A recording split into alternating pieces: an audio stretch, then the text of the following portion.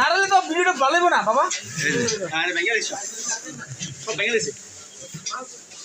তুই এত চিল্লাইলে মোবাইল তো ব্যাগ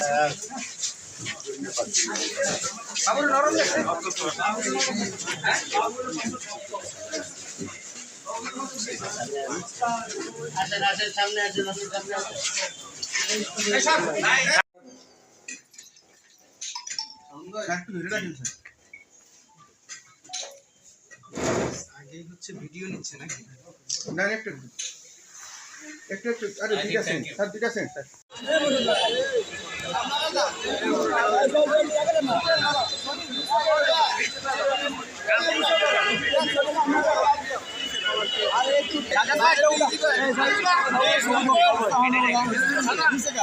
বলেন ভাইজান ভাই, আজকে আপনি কেমন করছেন এবং কোনো ধরনের সংখ্যা নির্বাচনী পরিবেশটা কেমন দেখছেন? এবং সাংবাদিক বন্ধুগণ, আপনারা সকলেই দেখতে পাচ্ছেন যে চাঁদপুর সদর অঞ্চল চাঁদপুর 3 আসনে বাংলাদেশ জামাত ইসলামীর পক্ষ থেকে দাঁড়িপাল্লা প্রতীকের প্রার্থী জননেতা এইমাত্র মাননীয় জেলা প্রশাসক মহোদয়ের কাছে তার নমিনেশন পেপার সাবমিট করেছেন। চাঁদপুর সদর অঞ্চলে 5 লক্ষেরও অধিক ভোটারদের পক্ষ থেকে জনগণের পক্ষ থেকে উনি নমিনেশন সাবমিট করেছেন।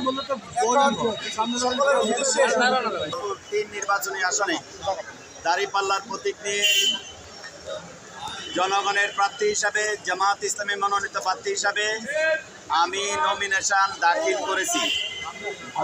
আলহামদুলিল্লাহ। জামাত ইসলামী স্লোগান হলো এসো গড়ি সবাইকে নিয়ে বাংলাদেশ। এই স্লোগান নিয়েই আমরা চলতে চাই। আমি আমার সাংবাদিক বন্ধুদের কাছে উদ্দেশ্যে বলতে চাই, এদেশের ছাত্র জনতার যে বিপ্লব হয়েছে, জুলাই বিপ্লব, হাজারো শহীদের রক্তের উপর দাঁড়িয়ে আছে এই বাংলাদেশ।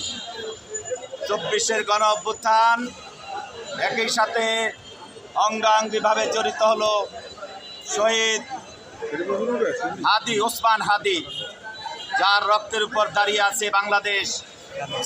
ছাত্র জনতার এই আন্দোলনের স্বপ্ন বাস্তবায়নের জন্য, বৈষম্যহীন বাংলাদেশ গড়ার জন্য, ন্যায় এবং ইনসাফ ভিত্তিক সমাজ প্রতিষ্ঠার জন্যই আমি চাঁদপুর 3 আসনে প্রার্থী হয়েছি। নির্বাচনের পরিবেশ নিয়ে আমার মাঝে খুব শঙ্কা না থাকলেও ভোটার এবং সাধারণের মাঝে কিছু শঙ্কা রয়েছে, কারণ এখনো লেভেল প্লেইং ফিল্ড নিশ্চিত করা হয় নাই। তফসিল ঘোষণার পরে যৌথ বাহিনী যে অবৈধ অস্ত্র উদ্ধার, সন্ত্রাসীদের গ্রেপ্তার, সেটা কিন্তু এখনো শুরু হয় নাই। জনগণ অধীর আগ্রহে অপেক্ষা করছে যে যদি সন্ত্রাসীদের গ্রেপ্তার করা হয় এবং অবৈধ অস্ত্র উদ্ধার করা হয়, তাহলে জনগণ স্বস্তিতে ভোট দিতে পারবে। আমি এই মুহূর্তে বাংলাদেশের স্বাধীনতা যুদ্ধের